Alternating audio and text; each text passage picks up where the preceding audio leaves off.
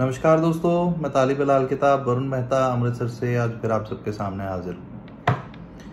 आज के व्लॉग में हम लोग डिस्कस करेंगे हमारे बीते हुए कल के बारे में। कल काफ़ी लोग जानते होंगे कि कल सोमावती अमावस थी, यानी सोमवार को आने वाली अमावस। सोमावती अमावस पहले बहुत कम आया करती थी सतयुग में, लेकिन आजकल जैसे कलयुग है तो ये काफ़ी नॉर्मल हो जाती है, साल में कई कई बार आ जाती है। लेकिन सोमावती अमावस का महत्व बहुत ज़्यादा है। सोमावती अमावस पर किया गया कोई भी पाठ, पूजा, कर्म, अनुष्ठान, धार्मिक अनुष्ठान बहुत ज़्यादा शुभ फलदायक होता है।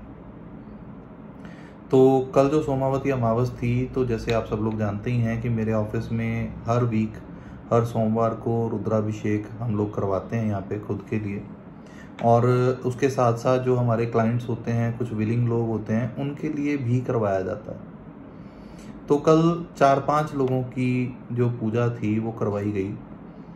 और इसके साथ साथ मैं आपको बताऊं कि कल मेरे पास एक क्लाइंट आए। उन्होंने मुझे बोला कि वरुण जी 9 ही ग्रह हैं, 12 ही खाने हैं, तो आप हमारी लाइफ के बारे में बहुत चीज़ें प्रिडिक्ट करते हैं, बहुत सारी चीज़ें प्रिडिक्ट करते हैं, तो ये एक ही चार्ट से आप कैसे इतना चीज़ें प्रिडिक्ट कर लेते हैं।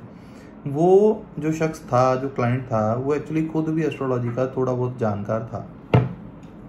तो उसका क्वेश्चन बहुत जेन्युइन था, बहुत जायज़ क्वेश्चन था। तो मैंने उसको समझाया, एक्सप्लेन किया, क्योंकि ऐसे कुछ समझदार या जानकार लोगों को जो एक्सप्लेनेशन देना है वो देने में, समझाने में ज़्यादा अच्छा लगता है।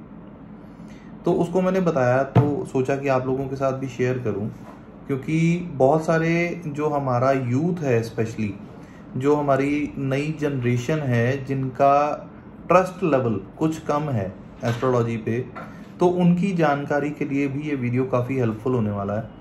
देखो कैसे होता है कि हम लोग नॉर्मल बेसिस पे, रेगुलर बेसिस पे जैसे हम लोग खाना खाते हैं, तो कोई फिक्स नहीं रहता कि सोमवार को आलू खाने हैं, या मंगलवार को राइस खाने हैं, या बुधवार को सब्जी खानी है, या चिकन खाना है, वॉटेवर जो भी कुछ है।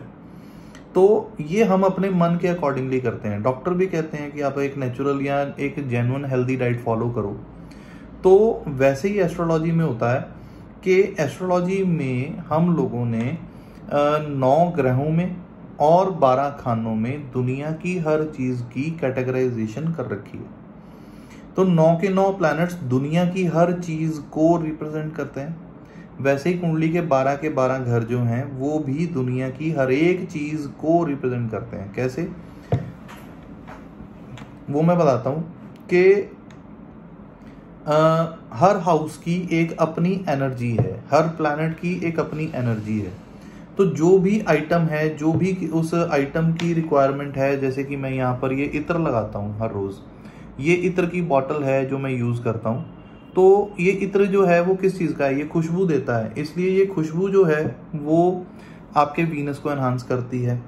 ठीक है, उस तरह से अगर ये मान लीजिए ये मेरे पास ये पेपर वेट है, तो ये क्या है, ये पेपर वेट एक अंडे की शेप में है, ये बुध शनि को रिप्रेजेंट कर रहा है। ठीक है, तो अलग अलग प्लैनेट्स के अकॉर्डिंगली अलग अलग आइटम्स जो हैं वो होती हैं। तो ये सब चीज़ें जो हैं वो कैटेगराइज्ड हैं। आप एस्ट्रोलॉजी की अलग अलग फील्ड्स में अगर आप जाओ, उसको किसी भी एक फील्ड को अगर ध्यान से पढ़ो, ध्यान से समझो, तो आपको हर एक एस्ट्रोलॉजी की स्ट्रीम के अकॉर्डिंगली उसके एट्रीब्यूट्स में, यानी हर प्लैनेट के एट्रीब्यूट्स में उसकी एनर्जी में उसका थोड़ा थोड़ा फर्क आपको ज़रूर मिलता है। जैसे अगर आप वैदिक एस्ट्रोलॉजी की बात करें तो उसमें प्रॉपर्टी का कारक मंगल को बताया। अगर आप लाल किताब की बात करें तो आपके मकान का कारक जो है वो शनि है। अगर आप एक उपजाऊ ज़मीन की बात करते हैं, सिर्फ लैंड की बात करते हैं, तो वो चंद्रमा है। अगर आप खेत की बात करते हैं तो वो शुक्र है। ठीक है, इस तरह से बहुत सारे कमेंट्स आते हैं। कल के वीडियो में भी कमेंट्स आए कि जी काणा आदमी जो है वो वीनस का होता है। मैं आपको बता दूं यहाँ पर आप सब लोगों की क्यूरियोसिटी को शांत करने के लिए कि लाल किताब के अकॉर्डिंगली जो काणा आदमी है वो राहु का है, और जो शुक्र है उसके लिए एक टर्म यूज की गई है कि काणी औरत। काणी औरत जो है वो शुक्र की है। तो अगर अलग फील्ड्स में मैं जाऊंगा तो वहां पर वो शुक्राचार्य को, क्योंकि जो शुक्राचार्य थे जो राक्षसों के गुरु रहे हैं, उनकी भी एक आंख नहीं थी, इसलिए वैदिक एस्ट्रोलॉजी में वो शुक्र को काणा कंसिडर करते हैं।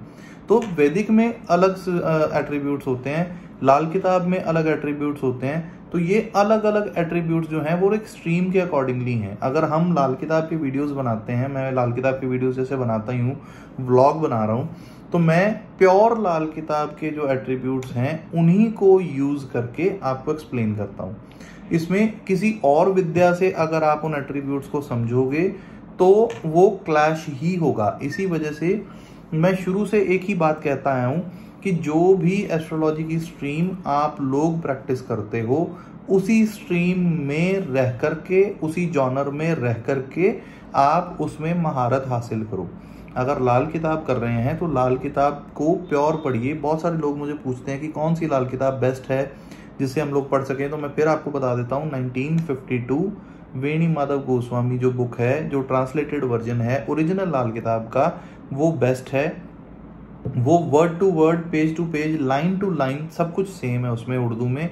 अगर किसी को उर्दू पढ़ना नहीं आता है तो आप वेणी माधव गोस्वामी 1952 पढ़ लीजिए, हिंदी में है, इजीली समझ आ जाती है।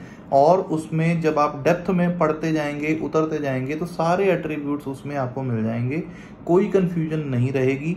उसके लिए गाइड की ज़रूरत ज़रूर पड़ती है। जो लोग कोर्स करते हैं, हमारे कोर्सेज भी चलते हैं, लाइव क्लासेस भी चलती हैं हमारी, तो वो आप चाहें तो कोर्स भी ज्वाइन कर सकते हैं। उसकी फीस चार्जेस जो भी हैं, 1.5-2 साल का कोर्स है हमारा, चलता है, वो चलता रहता है, आजकल भी चलता है। तो ये एट्रीब्यूट्स जो हैं, वो एट्रीब्यूट्स के ऊपर आप अपनी स्ट्रीम के अकॉर्डिंगली, अपनी जॉनर के अकॉर्डिंगली ग्रिप बना के रखो, ताकि आप लोग कंफ्यूजन से दूर रहो। और जिसको भी आप कुंडली देके गाइड करोगे, उन एट्रीब्यूट्स के अकॉर्डिंगली अगर आपकी ग्रिप होगी तो आप एक अच्छी प्रिडिक्शन, एक अच्छा रेमेडी और अच्छा सोल्यूशन, अच्छी गाइडेंस आप अपने क्लाइंट्स को या अपने जानकारों को, जिसकी भी कुंडली आप देखेंगे, उनको बेस्ट गाइडेंस आपकी तरफ से मिल पाएगी।